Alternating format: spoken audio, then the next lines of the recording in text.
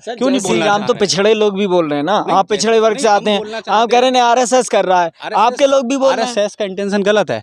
RSS जिस intention से काम कर रही है वो देश के लिए बहुत घातक है। ये गांधी के हत्यारे लोग हैं, इनको हम कैसे एक्सेप्ट कर लेंगे? गांधी का बद बोलते हैं, गांधी हत्या बोलते ही नहीं है। सावरकर के यहाँ पूछते हैं, फिर भी मोदी जी को तो झुकाना पड़ेगा, सर तो गांधी के आगे झुकाना पड़ेगा। देखिए सुदेश भाई, आज मोदी जी ने एक भाषण दिया सदन में, उन्होंने कहा कि जितनी विपक्षी पार्टियां सब परिवारवादी हैं, डायनेस्टी पॉलिटिक्स हो रही है, मतलब साम्राज्यवादी हो गए।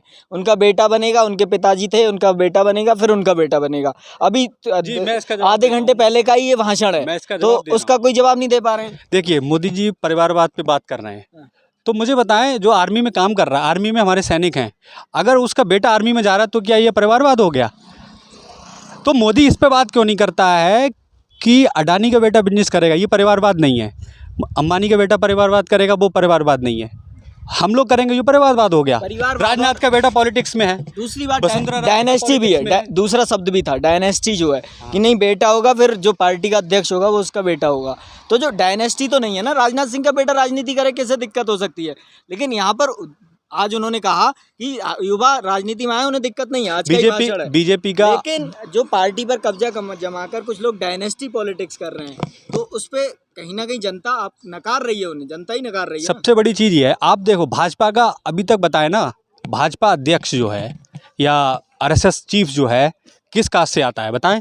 एक खास वर्ग का आता है, हो चुका है, ठीक है ना। भाजपा अध्यक्ष जो है, आप अभी नड्डा जी थे, उससे पहले अमित शाह, उससे पहले राजनाथ सिंह, मुरली मनोहर जोशी, अडवाणी, यही सारे लोग हैं। ये खास विशेष, इसमें कई जातियों के लोग हैं, बनिया भी है, इसमें ब्राह्मण भी हैं, इसमें राजपूत भी हैं, एक दलित भी अध्यक्ष हुआ है, बंगारू लक्ष्मण।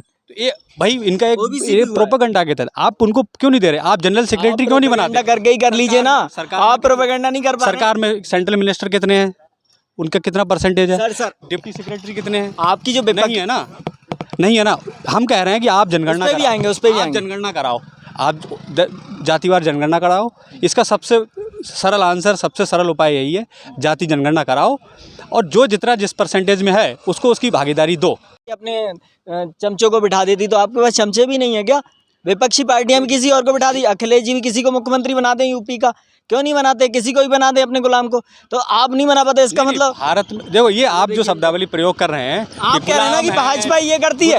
भाजपा अगर सुनिए, भाजपा अगर पिछड़े वर्ग के गुलामों को बनाती है, जैसे आपने कहा कि अभी एक यादव जी बने, एक सैनी जी बने मध्य प्रदेश में, एक यादव बने, तो आपका, हमारे लोग कहते हैं जो विपक्षी पार्टियों वाले हैं कि ये सिर्फ डमी है, ये भाजपा के इशारे पे काम करेंगे। तो क्या विपक्षी पार्टी के पास डमी लोग नहीं हैं? जब सरकार में आएंगे तो उस तरह की भागीदारी हम भी देंगे, और हमने दी है। पीडीए के तहत हम चीज़ें कर रहे हैं। नहीं सर, डमी आप मुख्यमंत्री बना दीजिए ना, जब आपको ही बना दीजिए, आप डमी अध्यक्ष बना दीजिए, आप क्यों नहीं बना पा रहे हैं? नहीं, उसमें सबसे बड़ी चीज़ हम जो करना चाह रहे हैं, जिस परसेंटेज में जो लोग हैं हमारी, अभी जब हम शासन में आएंगे, फिलहाल अगर जो भाजपा सरकार शासन में है, ये जातिवार जनगणना कराए, जिस तरीके से बिहार में हुई है अभी, उस तरीके से कराएं, और उसका जिसका जितना भाग है उसको उतना मिलना चाहिए।